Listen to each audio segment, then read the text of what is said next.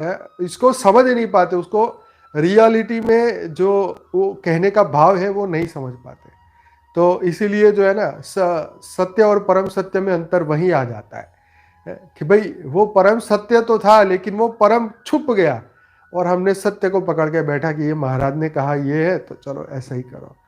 तो ये बात है कि ये ऑब्जर्वेशन, सेल्फ ऑब्जर्वेशन के लिए ये बात बताई मैं आपको कि हर धरती लोक पे इतना देखो, ये तो करोड़ों साल की हिस्ट्री है धरती पे, राइट। तो करोड़ों साल की हिस्ट्री पे धरती पे क्या क्या चीजें बुरी नहीं हुई, क्या क्या बुराइयां नहीं हुई, राइट।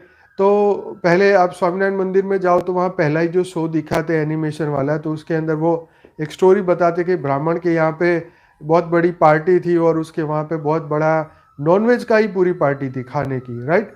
तो हो सकता है उस वक्त जो है नॉनवेज का चलन हो, नॉनवेज खाते हो लोग, उसको नॉनवेज को बुरा भी ना माना गया हो। तो उस वक्त के लिए वो मनुस्मृति में ये बात लिखी कि तुम्हारे पूर्वजों को मुक्त करना है तो तुम उसको मछली चढ़ाओ, ठीक है।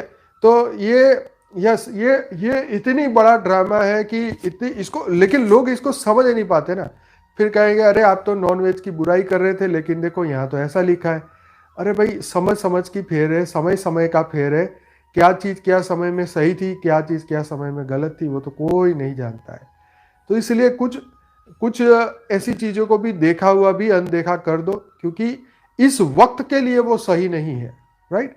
इस वक्त के लिए भी ये सही नहीं है। इसलिए कुछ ऐसी ग्रंथों को या ऐसी बातें जब सामने आए, क्योंकि उसमें इतनी छेड़छाड़ हुई है, इतना एडिट हुआ है कि सबने अपनी मन की भावनाओं से अपनी बातें लिख दी है।